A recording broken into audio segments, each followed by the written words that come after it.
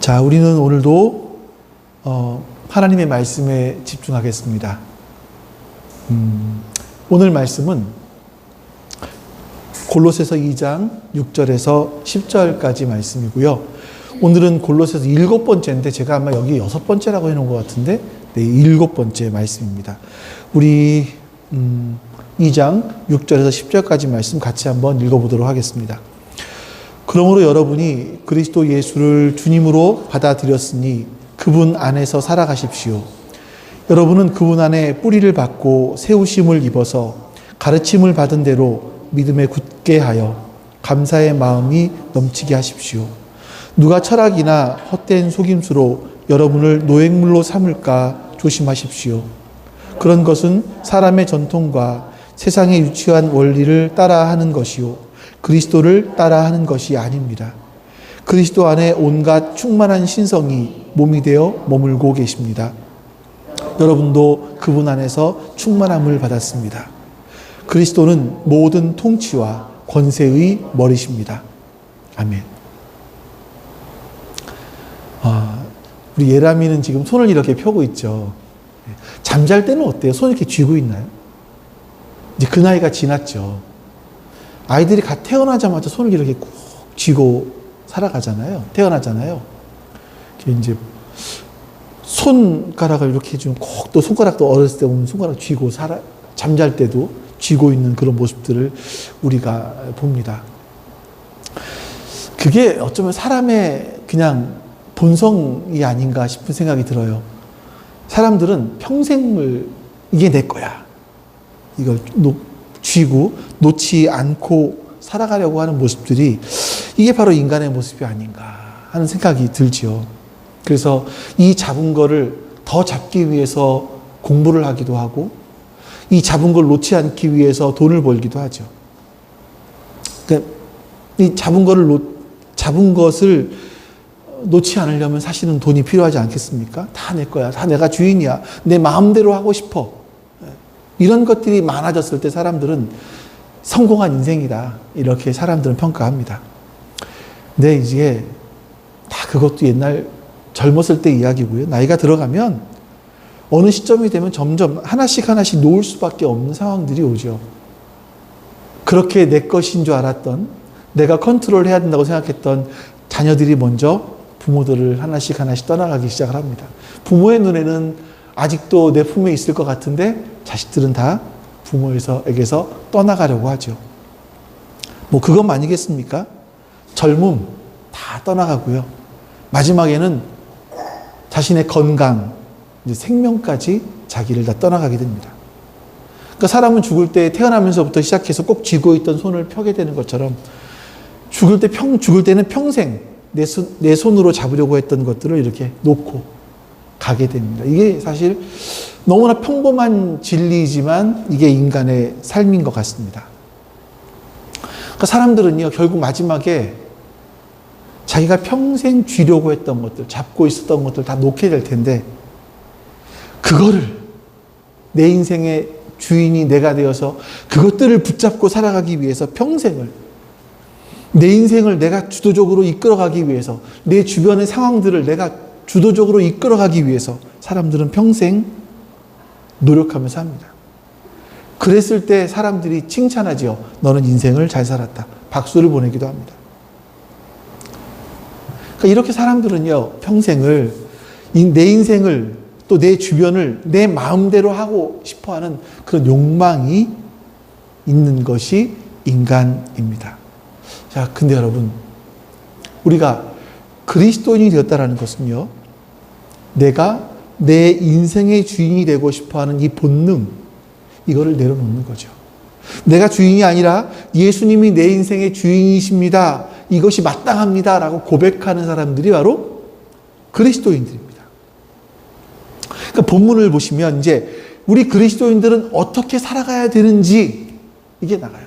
우리가 시대를 거슬러서 살아가는 우리 그리스도인들이 어떻게 살아가야 되는지, 이 삶의 핵심적인 요소가 무엇인지 오늘 본문에 나오는데 6절 말씀을 좀 먼저 보도록 하겠습니다. 같이 읽어보겠습니다. 그러므로 여러분이 그리스도 예수를 주님으로 받아들였으니 그분 안에서 살아가십시오. 여러분들에게 좀 적어놓은 거는 그냥 오늘 좀 세밀하게 적어놨어요. 뭐 내용이 길고 복잡해서 그런 게 아니라 여러분들이 좀 더 이해하기 쉽도록 세밀하게 적어놓은 겁니다. 먼저 여러분 보니까 여기 주 그리스도 예수를, 여러분이 그리스도 예수를 주님으로 받아들였다. 이게 우리가 주 예수 그리스도라는 단어를 굉장히 많이 사용하잖아요. 많이 사용하다 보니까 너무 쉽게 사용하는데 사실 이거는 쉬운 단어가 아닙니다. 그 당시 예수라는 이름이 굉장히 많았지만 그 중에 우리 예수님, 예수는 그 예수님을 가리키는 것이고요. 주와 그리스도라는 단어는요, 예수님을 꾸며주는 단어잖아요. 근데 이걸 너무나 많이 우리가 그 의미를 퇴색시켜버렸다라는 생각이 듭니다. 먼저 우리가, 그리스도라는 단어를 보면요. 그리스도라는 단어는 메시아와 똑같은 단어예요. 근데 우리는 그리스도 그러면 나의 주님, 나를 구원하신 주님, 이 정도로만 생각을 한단 말이에요. 근데 메시아 그랬을 때는요, 지금도 메시아라는 생각은 어떤 시대를 구원하시는, 어떤 나라를 구원하는 사람, 이렇게 생각을 한단 말이죠. 그래서 그리스도라는 말을 할 때마다 우리는 이 메시아를 생각하셔야 돼요. 이 시대를 구원하시고, 어떤 나라를 구원하시고, 더 넓게 만물을 구원하시는 분. 이분이 메시아라는 것을 생각하셔야 됩니다. 주라는 단어가 뭡니까? 퀴리오스. 이 당시에는요, 자기 위에 있는 사람들을 다 주님이라고 생각했어요. 요즘과 다르게 옛날에는 남존 여비 이게 강했잖아요. 그래서 그러다 보니까 여자는 남편을 주님이라고 불렀습니다. 종들은 주인을 주님이라고 불렀고요. 학생들은 선생님을 주님이라고 불렀고, 또 정치인들, 아래 정치인들은 위에 정치인들을 주님이라고 불렀습니다. 그리고 이 많은 주인들 중에 최고의 주님은 누구예요? 로마 당시에 최고의 주님은 황제였었습니다.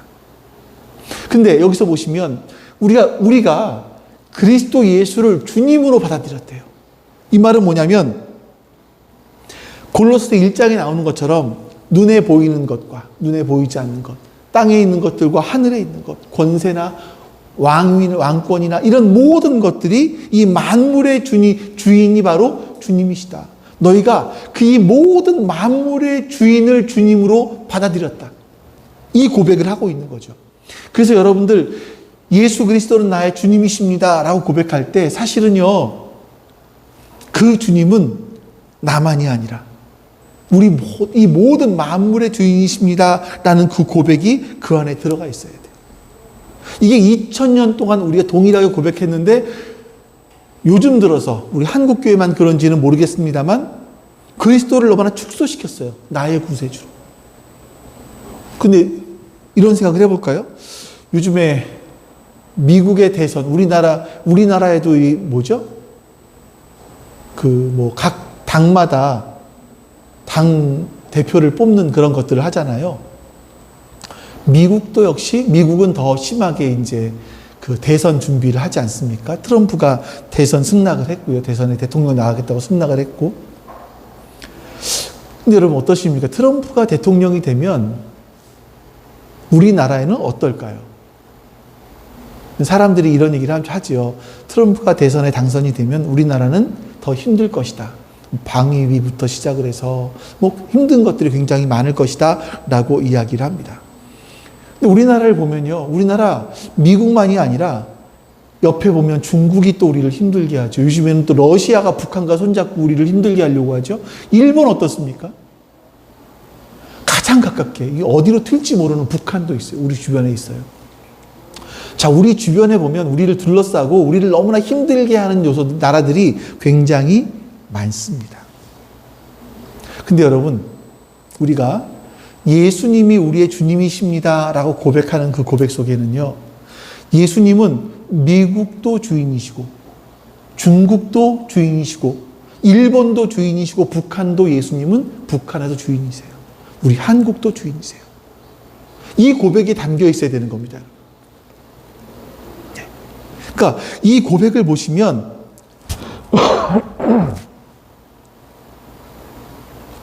초대교인들은요, 예수님이 주인이시다라고 말할 때 황제가 주인이 아니라 이 눈에 보이는 모든 권력과 눈에 보이지 않는 모든 권력의 주인이 바로 예수님이십니다라고 고백한 거죠.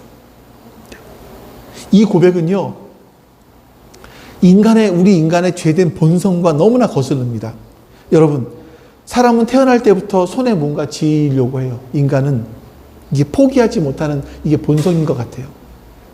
내가 내 인생의 주인 되고자, 내가 내 주변의 상황을 통제하고자 하는 욕망, 내 주도성, 이런 것들이 인간에게 있습니다. 근데 예수님이 나의 주인이십니다 할 때는요, 이 인간의 본성과 이 욕망과 정반대되는 모습인 겁니다. 그래서 이 고백은요, 이 세상의 체제와 나의 내면에 있는 이 본성을 뒤집어 엎는 그런 고백인 거예요. 그러니까 여러분들이 이것들을 깨셔야 돼요. 네. 예수님은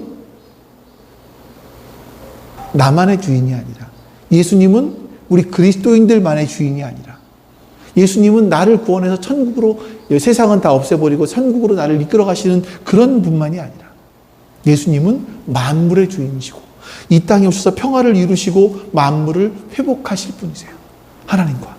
그러니까 원래 하나님께서 이 만물을 창조하시고 보기에 좋았더라 라고 말씀하신 그 상태로 예수님은 다시 회복하실 거란 말이죠. 우리는 그 날을 기대하는 겁니다. 그러니까 우리가 여러분 그냥 예수 믿어서 죽어서 천국 가고 천국 가서 하나님께 맨날 예배 드리고 이런 거를 꿈꾸지 마세요. 하나님의 나라는 그것과는 훨씬 다를 겁니다. 다를 거예요. 그 나라가 어떤 나라일까를 한번 상상해 보십시오. 조금만 예수님의 모습을 좀 봐볼까요? 예수님은요, 제자들이 두려워서 다 문을 걸어 잠그고 숨어 있었을 때 예수님은 거기로 들어오셨어요. 또 나가기도 하시고요. 어떤 경우는 거리를 초월해서 가기도 하시고요. 이게 예수님 모습이었단 말이죠. 야, 그럼 우리는 어떻게 될까? 우리도 예수님처럼 될 건데, 우리는 어떻게 될까? 한번 여러분들 그 나라를 한번 상상해 보십시오. 그 나라에 갔을 때 우리의 모습들. 그러면 그 나라를 더 우리가 소망하게 되는 거죠. 더 큰 것 뭐냐면, 그 나라에는요, 어떤 아이가 그랬는데 눈물이 없고 슬픔이 없고 아픔이 없는 곳. 거기가 바로 하나님의 나라입니다. 자, 원수된 것들, 사자와 어린 양이 함께, 독사굴에 어린이가 손을 넣고, 그러니까 이게 여러분들 이게 단순하게 이런 표현들을요, 사자가 어린이와 사자와 어린 양이 함께 놀아, 또 그 어린이가 독사굴에 손을 넣어, 이런 일들이 천국에서 일어난다는 게 아니라 이렇게 원수되었던 것들이 하나 되고 화목되고 평화를 이루어내는 곳이 바로 천국이더라. 천국은 그런 곳이에요. 그래서 우리가 아파할 일들이 없는 거죠. 속상해할 일들이 없는 거죠. 거기는요. 그런 곳이라는 거. 우리가 기억해야 돼요. 그러면 그 나라를 사모할 수밖에 없어요. 이 땅에서 아픔을 겪으면 겪을수록 그 나라를 사모할 수밖에 없어요. 그래서 에노스가 죽음이라는 걸 생각한 이후에, 죽음이라는 걸 본 이후에 하나님의 여호와 하나님을 찾기 시작한 이유가 바로 거기에 있었던 겁니다. 우리도 그 나라를 사모하셔야 돼요. 몸이 아플수록, 힘들수록, 삶이 어려울수록 거기에 매몰돼서 이걸 어떻게 하나, 어떻게 풀어나가야 되나, 이게 아니라 우리가 하나님 나라를 생각해보고 그 나라에 가기를 소망하는 모습들이 우리 안에 더 있어야 된다는 겁니다. 자, 그런데 바울은 또 이렇게 말합니다. 오늘은 이 말씀 하나만 통째로 보시면 돼요. 바울은 또 이렇게 말합니다. 너희가 이 예수를 주님으로 받아들였다면 이제 뭐 합니까? 그분 안에서 살아가는 거예요. 그러니까 주님 안에서, 그분 안에서, 주님 안에서라는 말이 뭐냐면 주님으로 말미암아 주님이 주시는 힘으로, 주님이 보여주시는 그 방향으로, 이런 뜻이 함축되어 있는 거거든요. 그러니까 너희가 예수님을 주로 받았니? 그렇다면 그 주로 말미암아 그 주에 의해서, 그 주를 위해서, 그 주를 향해서 살아가라. 이런 거예요. 근데 이 살아가다라는 단어는요, 어떤 구체적인 삶의 방식을 뜻하는 건데, 이 살아간다라는 표현은요, 내가 주도적으로 책임성을 가지고 살아간다는 걸 말합니다. 그러니까 여러분, 우리가 이럴 수 있어요. 성경은요, 예수 믿기 시작하면 그냥 기독교인 되는 거 아니에요. 예? 기독교인으로 사라지는 게 아니에요. 내가 예수 믿었어요? 그때부터 그냥 기독교인 되는 거 아니에요. 여기서 살아가십시오라는 단어가 뭐와 똑같냐면 살아낸다라는 것과 똑같아요. 내가 주도성을 가지고 내가 책임을 지고 살아내는 거예요. 기독교인은요, 기독교인이 되기 시작하면요, 하나님의 말씀이 내 안에 이루어지기 위해서 책임감을 가지고 살아내는 거예요. 그게 우리 기독교인의 삶의 모습인 겁니다. 그러지 않으면 안 돼요. 10년이 지나고 20년이 지나도 처음이나 변한 게 없어요. 그냥 달라지는 게 있다면 주일날 교회 가야 되는 것이 내 몸에 밴 습관과 같이 되는 것, 요것만 달라지고요. 나머지는 똑같아요. 그러니까 여러분들이 고민을 해보셔야 돼요. 어떻게 책임감을 가지고 하나님의 말씀을 내가 주체적으로 이루어가며 살아갈 수 있을 것인가 고민해 보셔야 되는 거죠. 자, 그리고 7절에서는요, 그렇다면 우리가 주님 안에서 살아가기 위해서는 어떻게 해야 되는가? 내가 주체적으로 살아가야 되는데 그러면 뭐 해야 되지? 우리 7절 말씀만 읽어볼게요. 같이 읽습니다. 여러분은 그분 안에서 뿌리를 받고 세우심을 입어서 가르침을 받은 대로 믿음에 굳게 하여 감사의 마음이 넘치게 하십시오. 이 바울의 골로새서 말씀이요. 여러분, 이렇게 말씀드려도 되게 죄송합니다.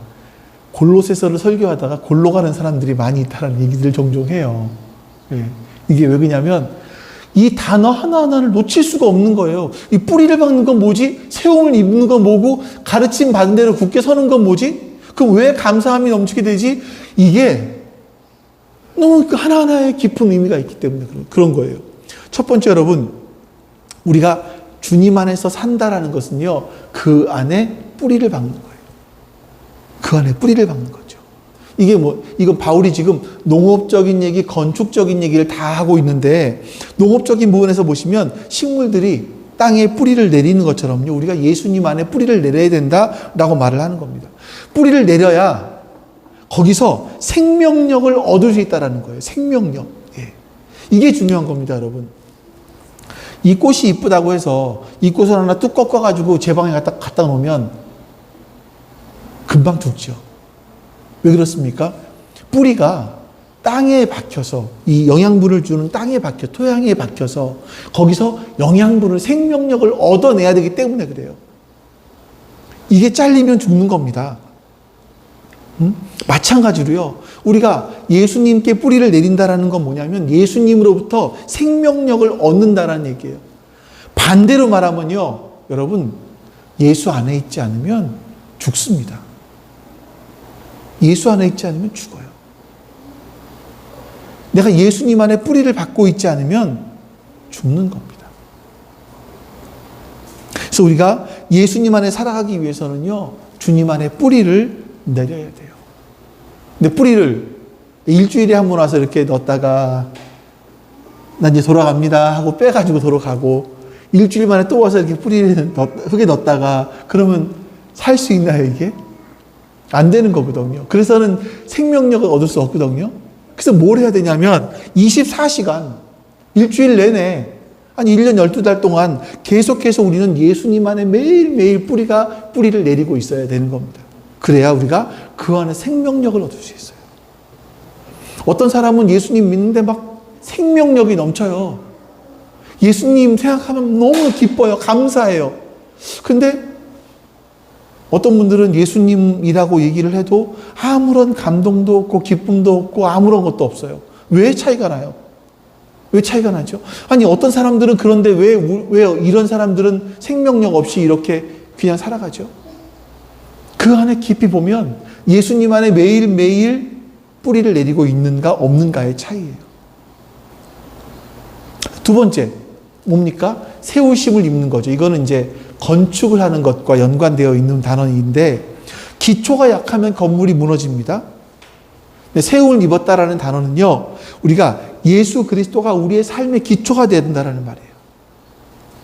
예수 그리스도라는 분이 우리 인생의 기초가 되어서 예수 그리스도를 통해서 우리의 인생 전체를 다시 세우는 겁니다.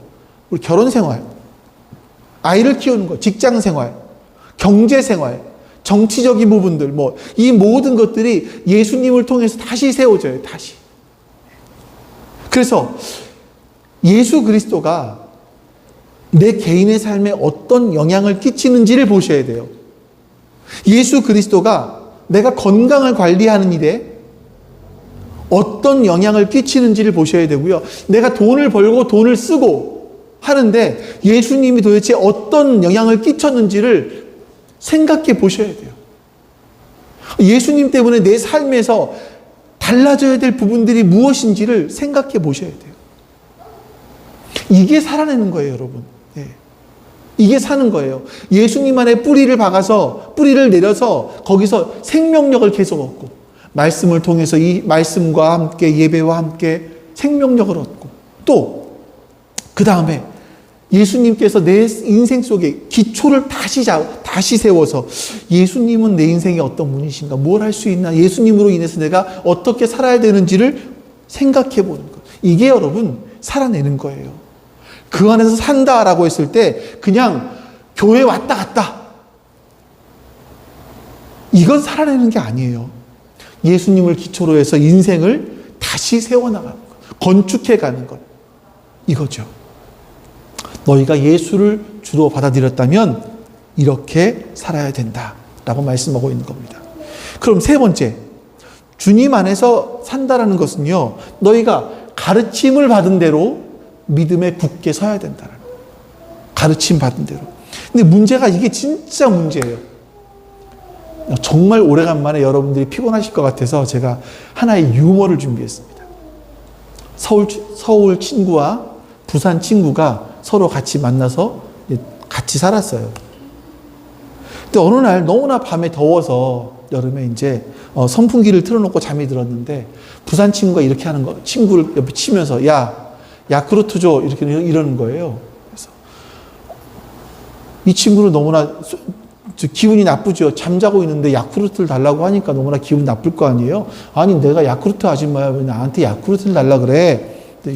이런 상황이 몇 번 반복되다가 부산 친구가 그래도 계속해서 야쿠르트 줘, 이러는 거예요. 남자친구가 아니라 이 서울 친구가, 진짜 너 잠이나 자, 이렇게 말을 했습니다. 이 재밌는 얘기를 너무나 재미없게 하고 있는 제가 참 진짜 그냥 그래서 이 부산 친구가 너무나 화가 나서 갑자기 벌떡 일어나더니 선풍기를 약으로 틀었어요. 아시는 얘기세요? 네. 약으로 틀었어요. 그러니까 이제 알고 보니까 선풍기 바람이 너무나 세서 약으로 틀어줘, 이런 얘기를 사투리로 하다 보니까 야쿠르트조로 알아들은 거죠. 서울 친구는 한밤중에 무슨 야쿠르트를 달라고 하느냐며 화를 냈고, 부산 친구는 아니 그것 하나 못 해주냐라고 화를 냈고. 자, 이게 무슨 말을 하고 싶냐면, 여러분, 예수님이 가르침이 있어요. 성경에 가르침이 있어요. 근데 그거를 사람은요, 듣고 싶은 대로 듣거든요. 아마 오늘 여러분들이 설교를 듣고 나서, 이렇게 끝나고 나서 보시면 다 뭐에서 어떤 은혜, 아니면 어떤 느낌, 아니면 깨달은 점 다 다를걸요. 그러니까 우리가 하나님 성경에서 말씀하고 있는 부분들을 그 말씀 그대로 받아들이셔야 돼요. 근데 그게 문제는요, 내가 원하는 대로 받아들인다는 거예요. 내가 원하는 대로. 우리 이제 안 나오시기로 하셨습니다만, 심집사님께서 순복음교회를 갔더니 예수님 믿기만 하면 돈 잘 벌 수 있고, 예수님 믿기만 하면 병이 회복될 수 있고, 예수님 믿기만 하면 취직을 잘할 수 있고, 새빨간 거짓말이다 그러면서 나왔다는 거예요. 보세요, 여러분. 성경에 그런가요? 성경이 그렇게 돼 있나요? 그러니까 우리가 고민해 보셔야 되는 부분들이 그거예요.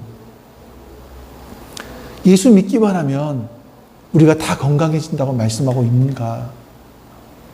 왜 그렇게 사람을 받아들이죠? 내가 받고 듣고 싶은 것만 들어서 그래요. 내가 듣고 싶은 것만. 예수 믿으면 복 받습니다. 근데 그 복이 뭐예요? 복을, 이스라엘 사람들이 생각하는 그 복을 우리나라 단어로 가지고 와서 이걸 복이라고 생각을 하는 거예요. 그러니 하나님께서 말씀하신 것을 우리가 오해할 수밖에 없는 거죠. 성경에서 말씀하고 있는 복은 하나님이 함께 하시는 거예요. 하나님이 함께 하시는 게 복이에요. 그래서 하나님께서 함께 하시는데 내 상황이 나빠질 수도 있어요. 근데 복이에요. 뭘 보면 알 수 있습니까? 요셉의 경우를 보시면 알 수 있어요. 하나님께서 요셉과 함께 하심으로 형통했어요. 어디로 가는데? 종이 되었는데. 아버지 집에서 팔려서 종이 되었는데 하나님이 함께 하심으로 형통했대요. 종에서 이제 감옥으로 들어갔어요. 근데 하나님이 함께 하심으로 형통했대요. 그러니까 복이라는 건, 형통하다라는 건 하나님이 함께 하시는 거예요. 근데 우리의 일상의 삶에서는 내가 더 안 좋은 곳 떨어질 수도 있어요. 그러나 하나님이 계획하시는 것이 나를 통해 이루어지고 있으면 그게 복인 거죠. 그러니까 우리가 이 말씀을 들을 때에 말씀을 그대로 받아들이세요. 그러니까 이게 보세요, 여러분. 이 말씀을 전할 때, 여러분이 전할 때, 저는 이 말씀을 제가 해석하는 거 아니에요, 이렇게. 또 해석하잖아요. 해석한 거를 여러분이 전해드리잖아요. 이것도 한번 걸른 거죠. 예. 여러분들은요, 여러분이 직접 또 말씀을 들으시는 게 필요해요. 중요한 겁니다.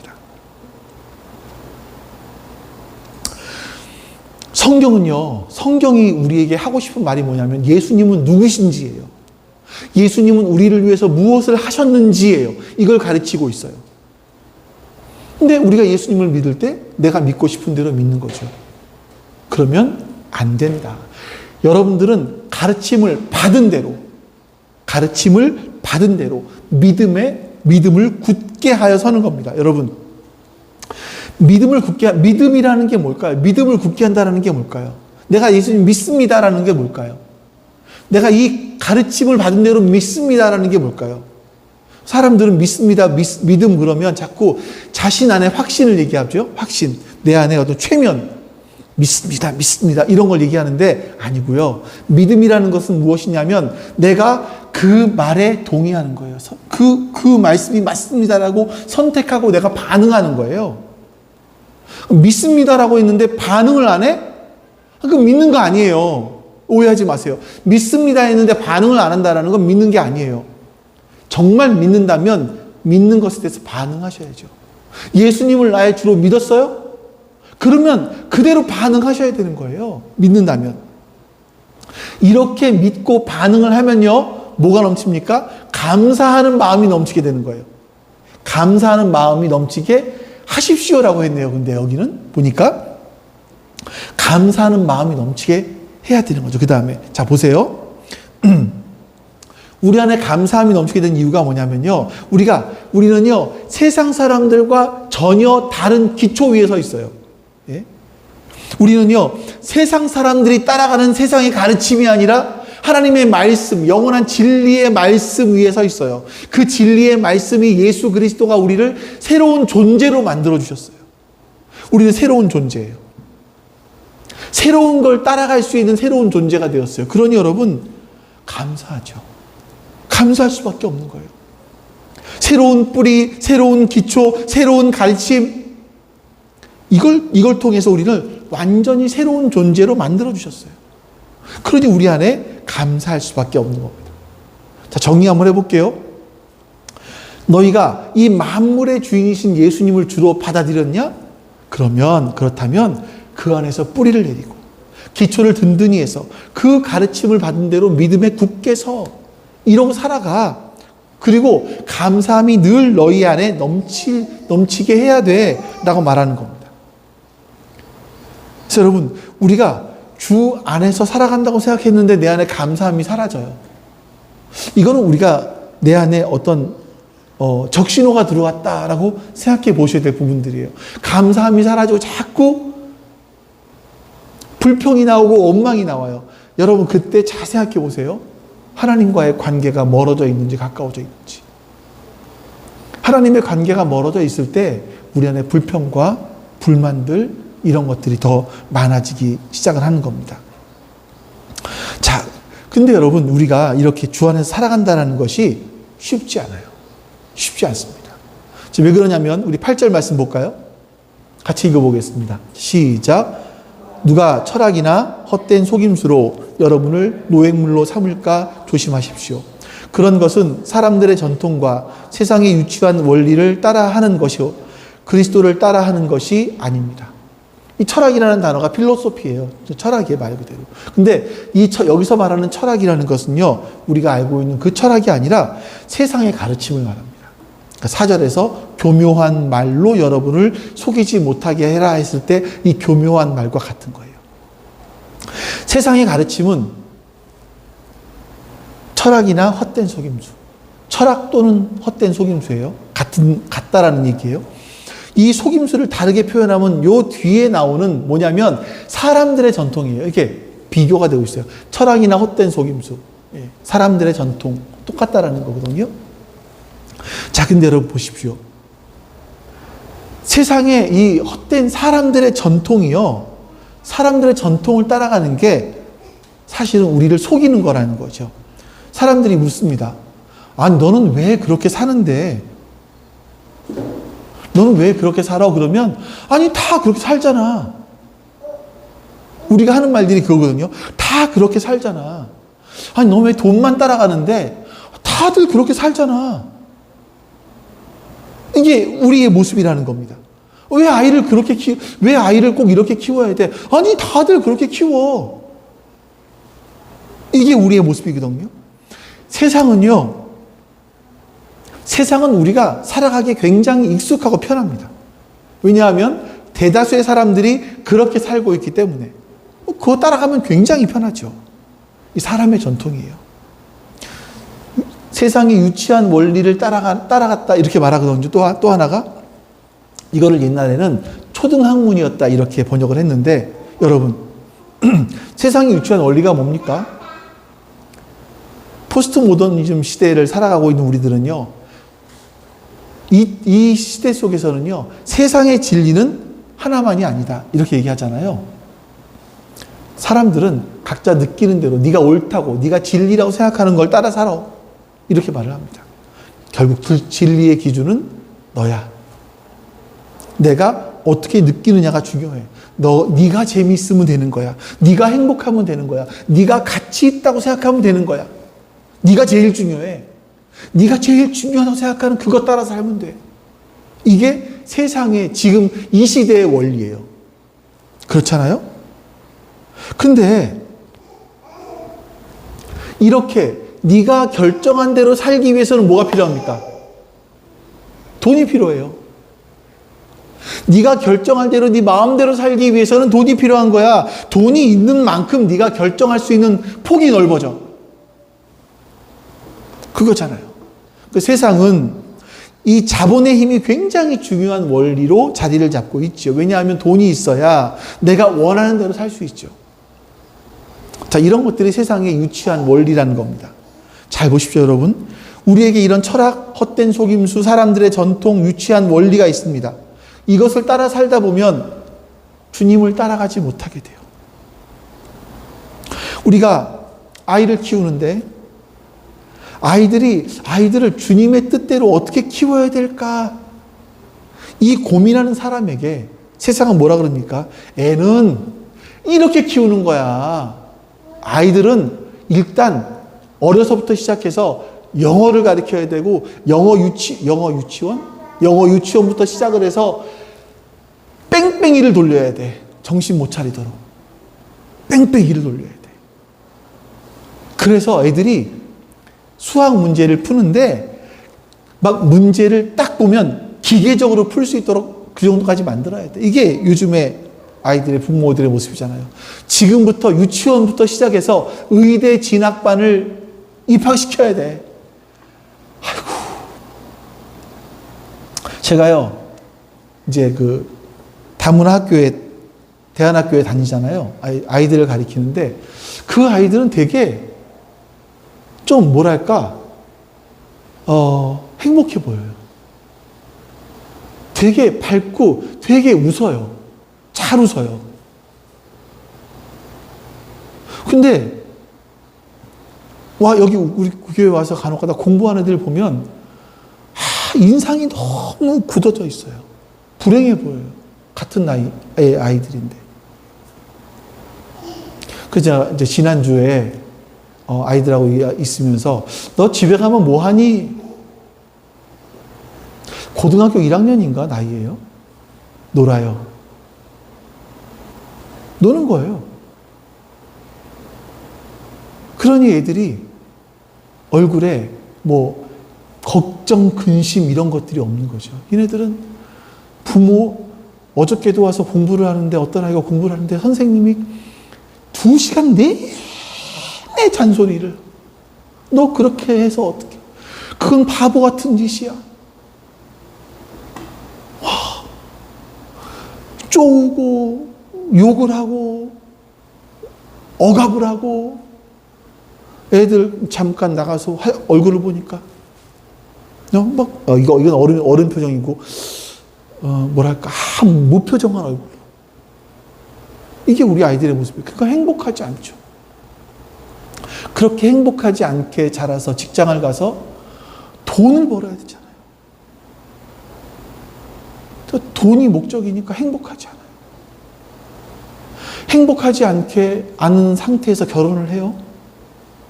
결혼을 하는데 결혼을 이게 자본과 자본의 만남인가 모르겠어요. 요즘 어떤 결혼식인지 모르겠어요. 결혼해서 별로 행복하지 않아요. 요즘 보니까. 그렇게 행복하지 않게 각자 살다가 그냥 각자 끝나는 것 같아요.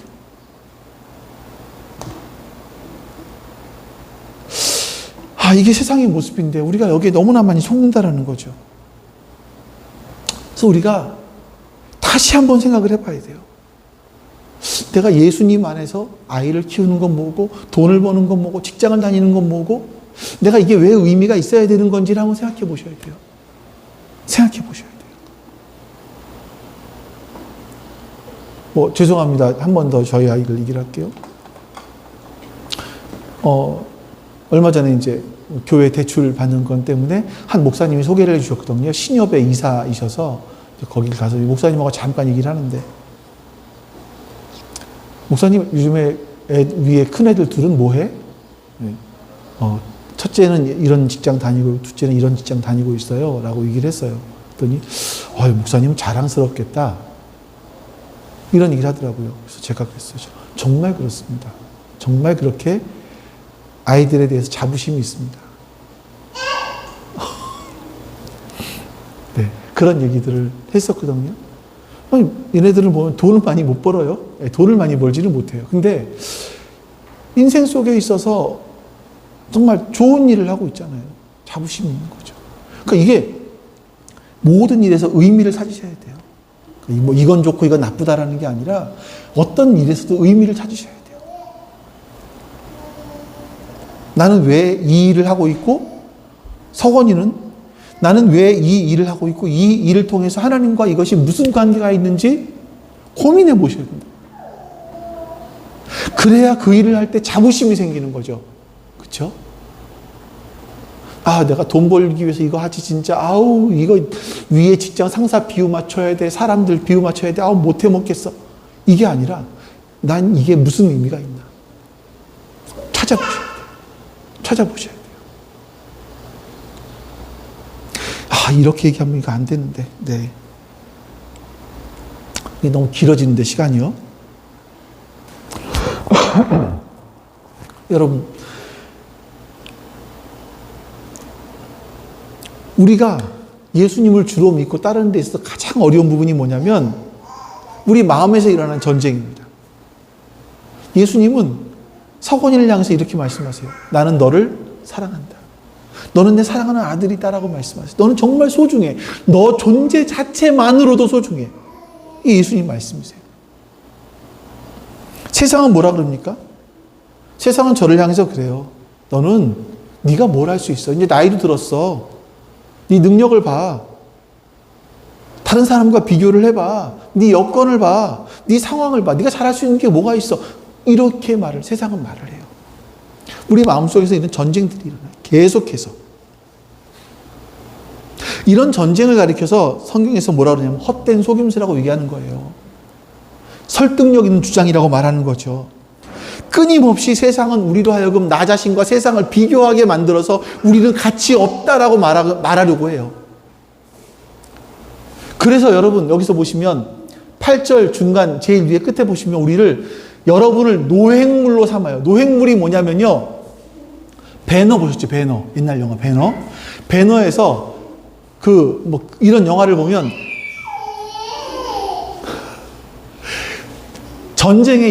장군이 전쟁에 이겨서 말을 타고 개선 장군으로 앞서갑니다. 그리고 그 뒤에 누가 따라오냐면 노획물, 포로들이 따라와요. 포로들과 재물들이 따라와요. 포로들은요, 목에 쇠사슬이 꿰어서 손과 발이 묶여서 따라가죠. 네. 이게 노획물이란 말이에요. 질질 끌려가는 것. 잡혀서 끌려가는 것. 여러분들이 이 철학이나 헛된 속임수에 노획물로 질질질 끌려가지 말게 하라는 거예요, 여러분. 네? 우리는 우리의 인생을 내가 주도적으로 살아라고 생각하지만 천만에요. 천만에요. 나는 내가 주도적으로 이걸 선택했어 라고 하지만 천만에요. 우리는 다른 곳으로부터 시작해서 입력된 것을 가지고 선택해요. 그런 데이터를 가지고 선택하는 거예요. 내가 주도적으로 하는 것이 아니라 다른 데서부터 시작해서 우리에게 주입된 것들이 있어요. 예를 들어보면 이런 걸 볼까요? 여러분, 첫눈은 서거나 넌 첫눈을 볼 때 어떤 생각이 드니? 생각 안 들어?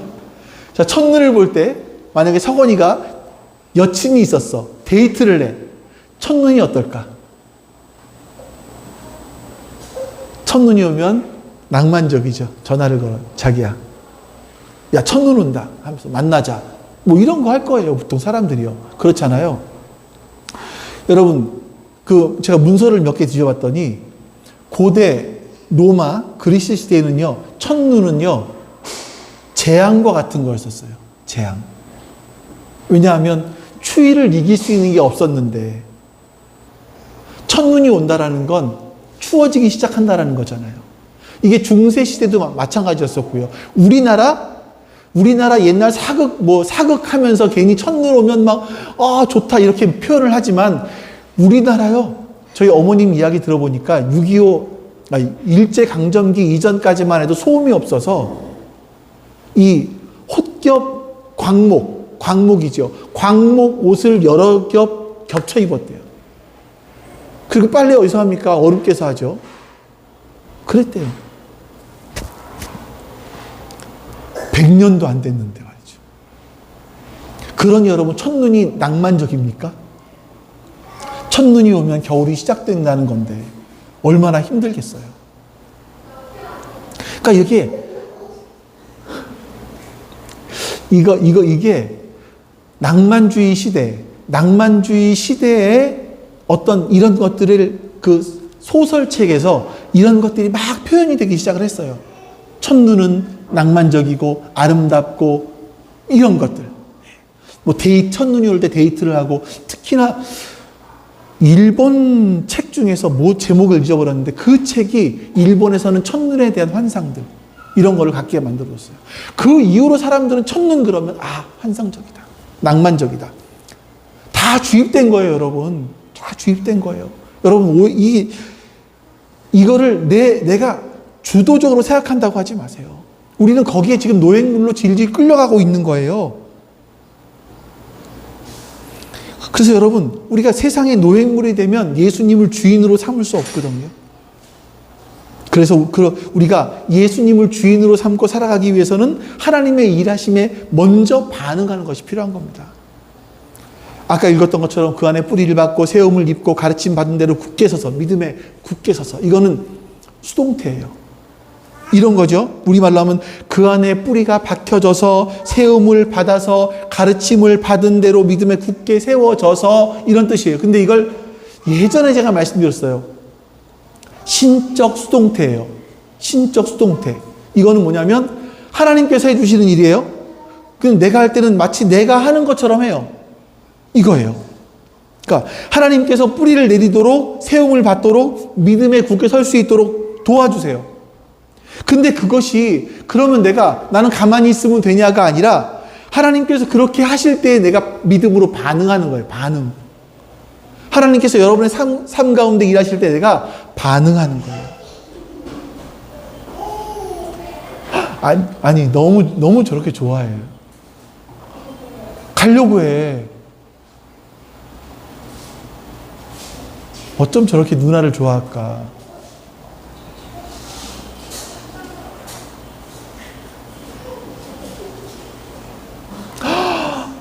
세상에.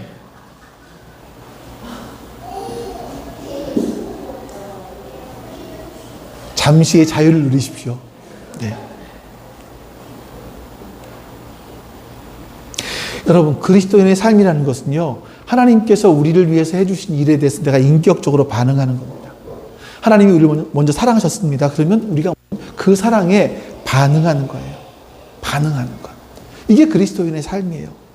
그래서 여기서 보면 앞에는 뿌리를 받고 뿌리가 박혀지고 새우심이 입혀져서 가르치면 믿음에 굳게 서게 해져서 근데 감사함은 능동태예요. 내가 하는 거예요. 내가. 감사함은 우리가 적극적으로 취해야 될 부분인 거죠. 여러분, 우리를 낙심하게 하고 우리를 힘들게 하는 상황 속에서 이 가운데도 감사할 것이 무엇인가를 생각해 보는 건 굉장히 중요한 일입니다.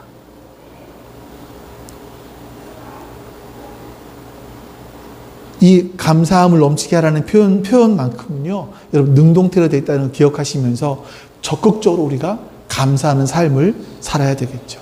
자, 마지막으로 우리 9절 10절 보고 마치겠습니다. 9절 10절 같이 읽습니다.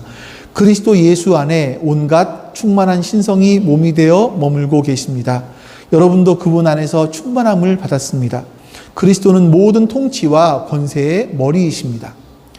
예수 그리스도를 따르는 것이 가장 귀중한 것이죠. 왜냐하면 예수님이 이 땅에 오셨을 때 하나님의 모습을 그 속에 보여주셨어요. 예수님이 이 땅에 오셔서 하나님이 어떤 분이신지 그 신성을 보여주셨고요. 또 부활하심으로 말미암아 하나님의 신성에 충만한 것들을 우리에게 알려주셨어요. 그렇기 때문에 마지막에 뭐라고 말합니까? 그분 안에서 그분 안에서 우리도 충만함을 받았다라고 말씀하시는 겁니다. 그래서 그리스도는 모든 통치와 권세의 머리이시다라고 말을 해요. 여러분, 당대 모든 권세와 통치의 머리는 황제였습니다. 황제가 차지하고 있던 그 자리, 근데 그 자리를 원래 자리로 돌려놓는 거예요. 성경은 모든 만물의 참 주인이 예수님이라고 선언합니다. 그래서 우리는 모든 통치와 권세가 가장 권세 위에 계신 예수님께 순종하게 될 때, 그때 주님으로부터 생명력이 우리 안에 흘러나오기 시작을 하는 겁니다. 우리가 그 머리의 권세, 머리의 권위에 순종하지 않으면요, 우리 안에 생명력이 드러나지 않게 되는 겁니다. 여러분, 우리의 인생 속에 숨길 수 없는 진실이 한 가지 있습니다. 내가 내 주인인가 아니면 예수님이 내 주인인가 하는 겁니다. 여러분 잘 돌아보십시오. 이것은 말로 할 수 있는 것이 아니고 내 삶으로 드러내 보여야 되는 겁니다. 여러분이 예수님을 주로 받아들였다면 여러분의 삶을 통해서 예수 그리스도가 여러분의 주인이심을 드러내십시오. 드러내십시오. 우리의 힘으로가 아니라 그리스도께서 하신 일들을, 그 일들을 우리가 그 일들에 진실하게 반응하는 거예요. 반응. 그래서 예수님이 주인이신 것이 내 삶에 드러날 때까지 반응하십시오. 그런 놀라운 삶이 지속적으로 우리 가운데 있기를 주님의 이름으로 축원합니다. 아버지 하나님 감사합니다. 하나님께서 오늘도 우리로 하여금 하나님을 예배할 수 있는 이 놀라운 복을 주셔서 감사합니다. 그 은혜를 잊지 않게 하여 주시고 우리가 이 땅을 살아가며 주님을 나의 구주로, 예수 그리스도를 나의 주님으로 받아들이고 만물을 구원하신, 만물을 회복하실 그 주님으로 받아들이고 살아갈 수 있도록 은혜를 베풀어 주시옵소서. 나만의 그 주님이 아니라 모든 만물의 주인이심을 잊지 않게 해 주시옵소서. 감사드리며 우리 주 예수 그리스도의 이름으로 기도하옵나이다. 아멘. 여호와는 내게 복을 주시고 너를 지키시기를 원하며 여호와는 그 얼굴을 내게로 비추사 은혜 베푸시기를 원하며 여호와는 그 얼굴을 내게로 향하여 드사 평강 주시기를 원하노라. 아멘. 이제는 우리에게 참 생명을 주시기 위하여 이 땅에 오신 예수 그리스도의 은혜와 그 아들을 우리에게 보내주신 아버지 하나님의 사랑하심과 성령 하나님의 교통하심 그리고 내주하심이 지금 주 앞에 모여 예배드린 모든 하나님 백성들 머리 위에 지금부터 영원토록 함께 하시기를 간절히 축원하옵나이다. 아멘.